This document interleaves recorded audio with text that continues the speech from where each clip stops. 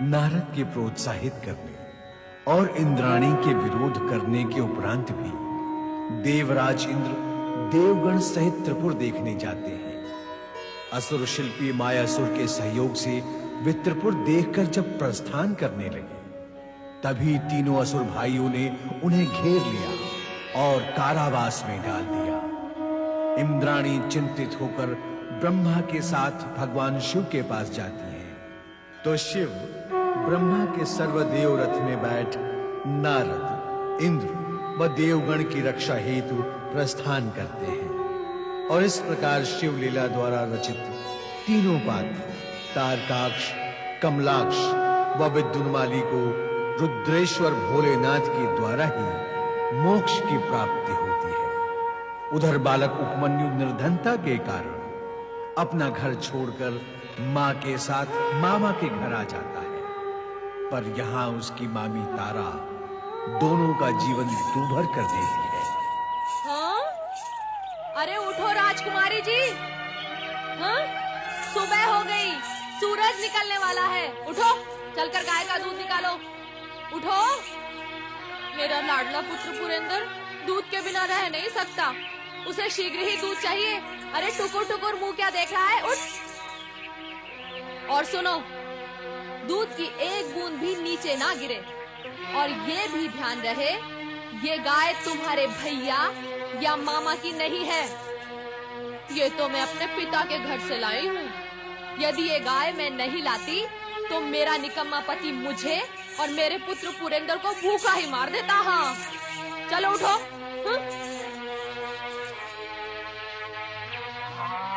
अरे रे रे रे रे रे, कहा था ना एक बूंद दूध ना गिरे। हाँ, सारा दूध गिरा दिया निर्लज्ज कहीं। मामा से भीख मंगवाएगा क्या भांजे? हाँ? भाभी, गाय की ठोकर से गिर गया, मैं निकाल देती हूँ। चल निकाल जल्दी। हाँ हाँ। ले बेटा। आजा आजा काली, आजा।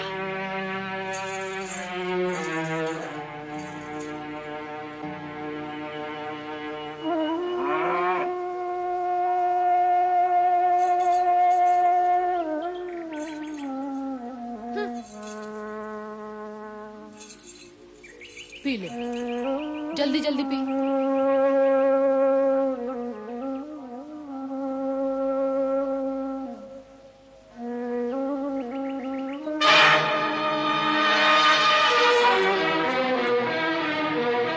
तू क्या देख रहा है आंखें चौड़ी करके? कुदृष्टि लगाएगा मेरे पुत्र को। हाँ, जा हट यहाँ से, गाय चराने लेकर जा। जा कह रही हूँ ना।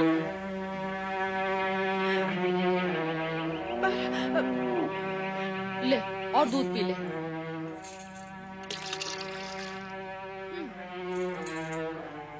अब तू यहाँ खड़ी खड़ी क्या मुंह देख रही है महारानी?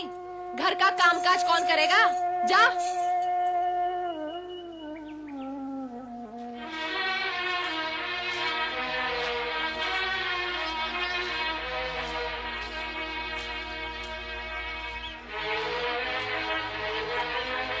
नारायण नारायण। प्रणाम माता। माता, आप अकेली इस समय इस वन प्रदेश में कहाँ जा रही हैं आप? ओहो नारद, प्रणाम का उत्तर लिए बिना ही तुमने तो प्रश्नों की श्रृंखला खड़ी कर दी है। क्षमा माता, क्षमा। प्रणाम का उत्तर आप फिर कभी दे देना। इस समय तो आप मुझे केवल ये बताएं कि आप जा कहाँ रही हैं। नारद, कैलाश पर मेरा मन नहीं लग रहा था। पुत्रों की स्मृति ने व्याकुल कर दिया है मुझे। दोनों ही मुझसे दूर चले गए हैं। कहाँ चले गए वो दोनों? जैसे तुम्हें कुछ ज्ञात ही नहीं। बुद्धि सिद्धि से विवाह करने के पश्चात गणेश तो अपने ससुराल में जा बैठा है, और कार्तिकेय ने श्रीशैल पर्वत पर डेरा डाल दिया है। तो ऐसे में मैं कहाँ जाऊं? आप कहीं भी न जाएं। आप कैलाश की महारानी और हिमालय की राज दुलारी हैं। आपका इस प्रकार कहीं भी जाना उचित नहीं। माता, यदि आप कहती तो भगवान भोलेनाथ आपके लिए वाहन की व्यवस्था भी कर देते, परंतु प्रतीत होता है माता, आप भगवान भोलेनाथ से बिना बताए कैलाश से चली आई हैं। माँ की ममता और पुत्र वात्सल्य ने मुझे इतना व्याकुल कर दिया है कि मैं उन्हें बताए बिना ही अपने पिता के पास जा रही हूँ। घोर आश्चर्य है। इसमें आश्चर्य कैसा नारद? भोलेनाथ की इच्छा के बिना पिता के घर जाने का परिणाम क्या आप भूल गई? अनर्थ को आमंत्रित ना करें। कृपया आप कैलाश लौट जाएं। क्या भगवान भोलेनाथ आपकी कोई भी इच्छा अपूर्ण रहने देंगे?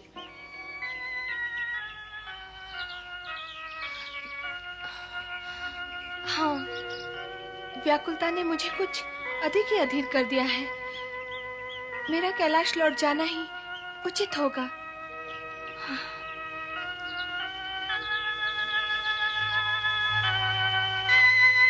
कैलाशपति, आपसे प्रेरणा पाकर मैंने माता पार्वती को कैलाश लौटाने का कार्य तो पूर्ण कर दिया है। अब मैं स्वयं कैलाश नहीं आ सकता। यहीं से मेरा प्रणाम स्वीकार कर लो। ओम नमः शिवाय।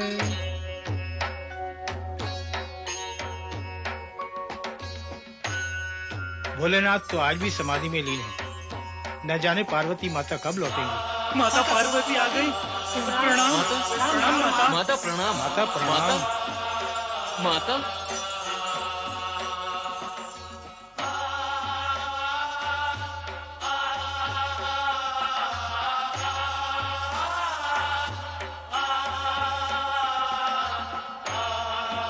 पति परमेश्वराय नमो नमः।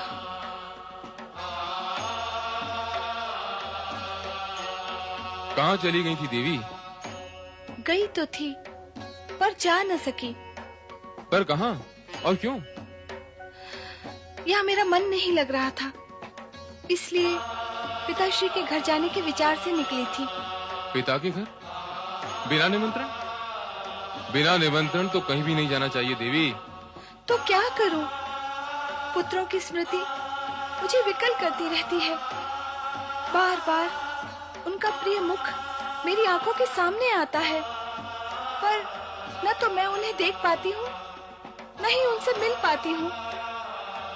इसीलिए सोचा कि स्थान परिवर्तन से संभवतः मन शांत हो जाएगा। अवश्य हो जाएगा, चिंता ना करो। तुम्हारा पुत्र वियोग शीघ्र दूर होगा। एक ओर देवी पार्वती पुत्र वियोग में व्याकुल थी, तो दूसरी ओर एक माँ अपने पुत्र के दुखों से चिंतित थी। सुख दुख विधि के विधान में लिखे होते हैं, जिसका ज्ञान केवल विधि के रचनाकार भोलेनाथ को ही है। देविका की चिंता और उसके पुत्र उपमन्यु के कष्टों का निवारण भी केवल भोलेनाथ के हाथों में ही है।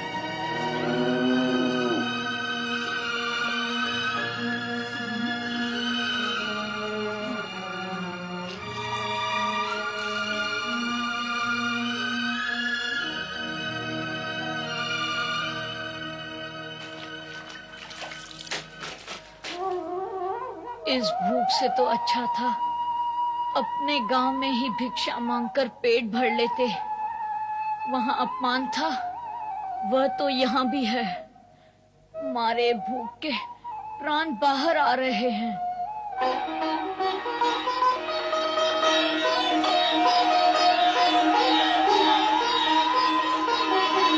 मन तो कहता है गाय का दूध पीकर ही अपनी भूख मिटा लूं।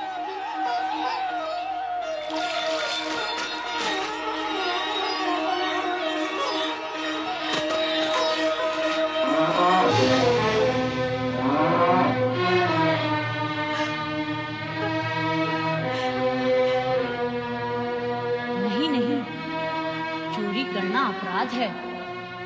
चोरी करने से तो भूखा रहना अच्छा है। माँ,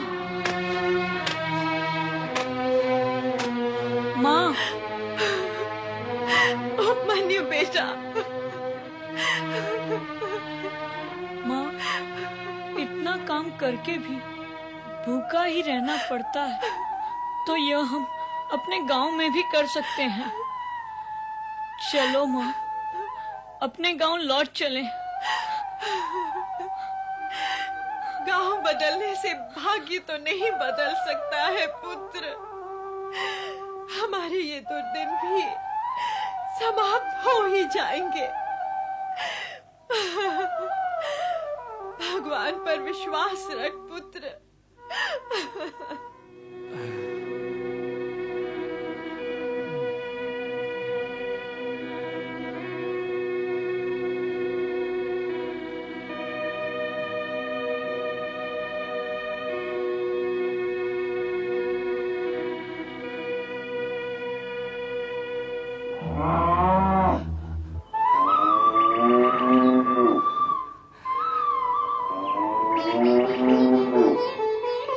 लो बहन, ये मिष्ठान है तुम्हारे और उपमन्यु के लिए। एक यजमान ने दिए हैं। तारा को पता चलता तो ये मिष्ठान पुरंदर को दे देती। लो, तुम और उपमन्यु खा लो। ये लो। मामा, मिष्ठान लाए हो हमारे लिए? हाँ उपमन्यु, ये मिष्ठान तुम्हारे लिए है। लो बेटे।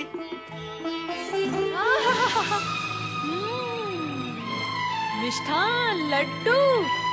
तुम्हें लाज नहीं आती? अपने पुत्र को मिष्ठान ना देकर पराये पुत्र को प्रसन्न कर रहे हो, हाँ? अरे कैसे पिता हो? धिक्कार है ऐसे पिता पर। उपमन्यु क्या पराया है? मेरी बहन का पुत्र क्या पराया है? भांजे पराये होते हैं क्या? ओहो, भांजे के मामा जग में पहले अपने पुत्र के लिए विचार करते हैं, भांजे के लिए नहीं। और ये दोनों माँ पुत्र, इन्हें तनिक भी लाज नहीं आती। जानती है, पुरंदर के खाए पिए बिना इस घर में कोई कुछ भी खाता पीता नहीं। फिर भी मीठा खाने के लिए न जाने कितने जन्मों से इन माँ पुत्रों की आत्मा व्याकुल थी कि इस मिष्ठान पर आंखें गड़ी हुई हैं। हाँ? आज इन्हें दंड स्वरूप भोजन ही नहीं मिलेगा। हाँ, समझे? चलो तुम अंदर, चलो, चल।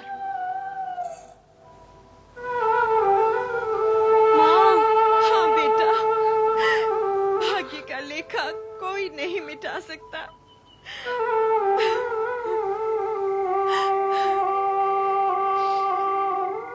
हे भोलेनाथ, हे कैलाशपति, क्या मेरे उपमन्यु के भाग्य में तुमने सिर्फ दुख ही दुख लिखे हैं, एक भी सुख नहीं लिखा।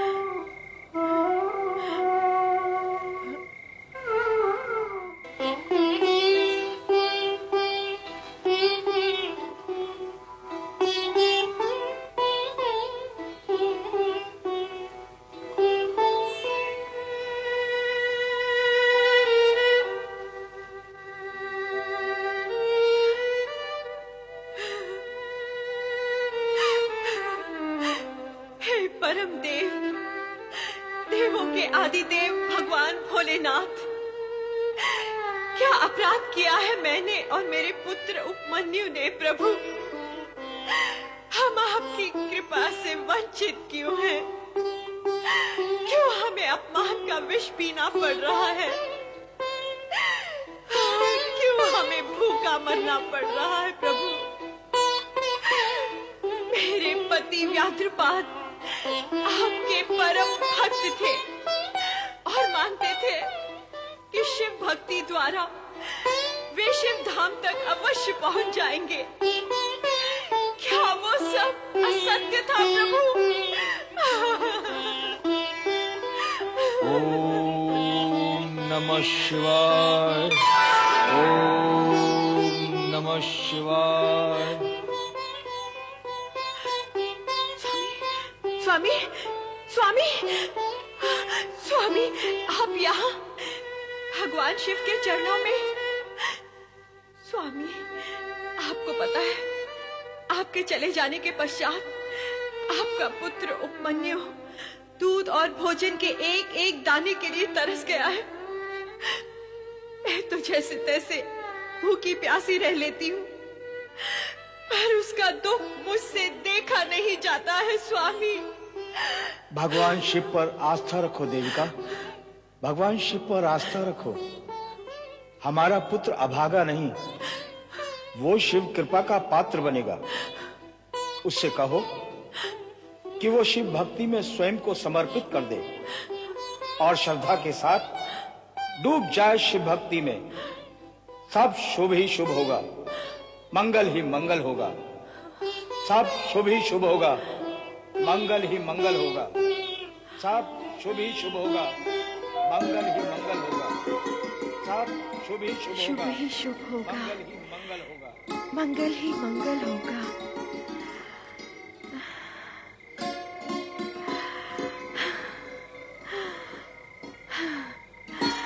कैलाशपति की जय हो।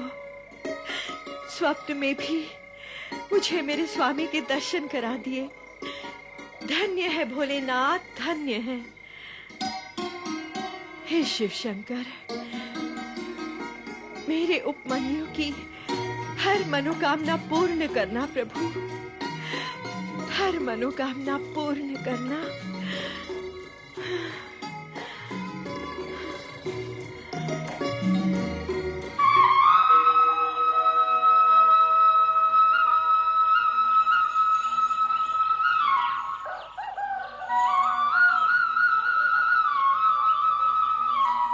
अरे अरे अरे अरे, ला मुझे दे। भाभी, थोड़ा सा दूध उपमन्यु को दे देती। बहुत दिनों से इसने दूध नहीं पिया है। बहुत दिनों से नहीं पिया तो क्या हुआ? इसके पेट में पीड़ा हुई? नहीं हुई ना? तो बस, और बहुत दिन तक नहीं पिएगा तो कुछ नहीं होगा इसे। हाँ? विधाता तेरी रक्षा करे बेटा। भाभी, थोड़ा सा दूध दे देती तो तुम्हारा बहुत उपकार होता। देखो ननन जी, दूध के लिए गाय चाहिए, गाय के लिए धन, और धन के लिए भाग्य चाहिए, और वो तुम्हारे पास है नहीं। वो होता तो तुम यहाँ क्यों आती? अब तुम्हें समझ लेना चाहिए कि तुम्हारे भाग्य में दूध है ही नहीं। हाँ?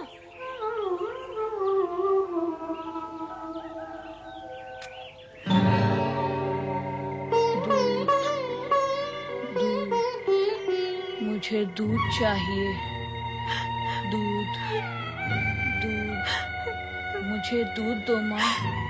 दूध, दूध, दूध, दूध, दूध, मुझे दूध चाहिए। दूध, दूध, मैं लाती हूँ। दूध, दूध, दूध, दूध, दूध, दूध, दूध, दूध, दूध, दूध, दूध, दूध, दूध, दूध, दूध, दूध,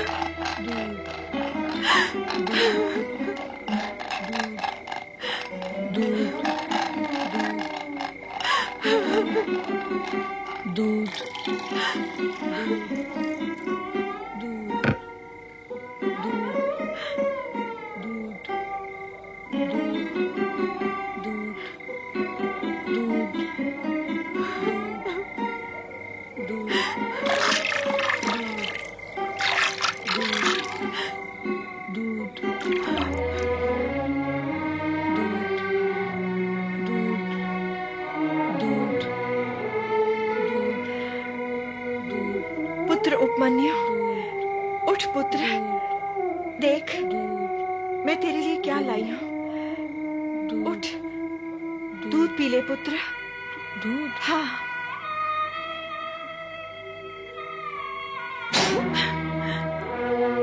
क्या दिया माँ? क्या दिया तुमने मुझे? यह दूध नहीं है। तुमने छल किया मेरे साथ।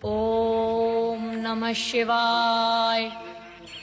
इसकी भाव भंगिमा और मुद्रा को देखकर ऐसा लगता है जैसे शिव भक्तों में अपना नाम अवश्य अमर करेगा। नारायण नारायण। ओम नमः शिवाय। परंतु ये नाम अपना अमर तब करेगा जब इसकी ये पुकार भगवान भोलेनाथ तक पहुंचेगी। प्रश्न ये उठता है कि अब तक इसकी पुकार भोलेनाथ तक क्यों नहीं पहुंची।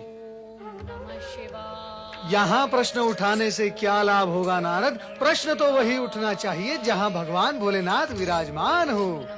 नारायण नारायण। नमः शिवाय। ओम नमः शिवाय। ओम नमः शिवाय। ओम नमः शिवाय। ओम नमः शिवाय। ओम नमः शिवाय। ओम नमः शिवाय। ओम नमः शिवाय। ओम नमः शिवाय। ओम नमः शिवाय। नाथ, आप कहाँ अदृश्य हो गए? नारायण नारायण नारायण। अरे भगवान भोलेश्वर कहाँ चले गए? माता पार्वती, मेरा प्रणाम स्वीकार करते हुए आप मुझे ये बताएं कि आपने भगवान भोलेनाथ को कहाँ भेज दिया? नारद, वे मेरे भेजे हुए कहीं जाते हैं क्या? जब उनका भक्त उनका नाम भजता है तो वो भागते हैं, फिर वे किसी की नहीं सुनते। नारायण नारायण। समझ गया माता, मैं समझ गया। भगवान भोलेनाथ अपने भक्त बालक उपमन्यु से प्रभावित होकर उसके पास गए होंगे। ऐसा ही हुआ होगा देव ऋषि। ओम नमः शिवाय की ध्वनि से कैलाश कंपायमान हुआ था। कैलाश ही नहीं, भक्त की पुकार पर तो तीनों लोग कंपायमान होते हैं नंदी महाराज।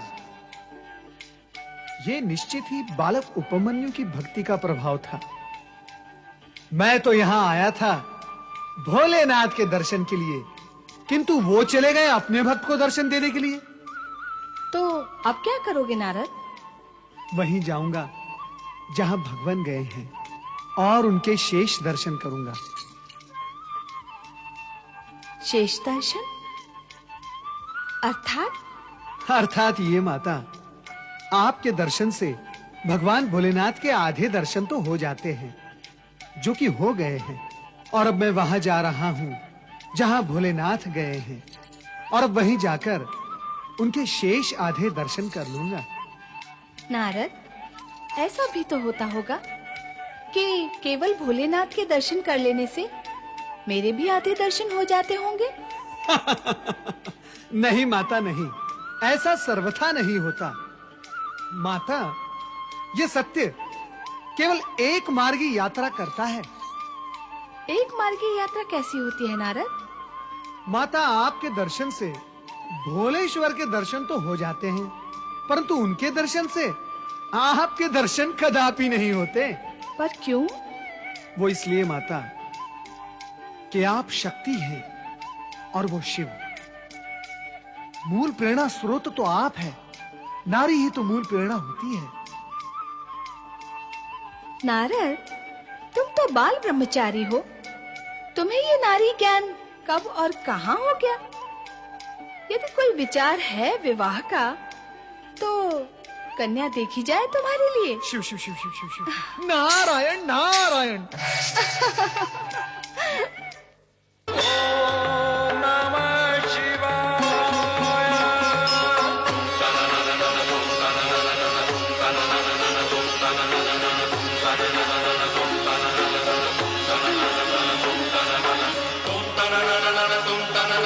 Tum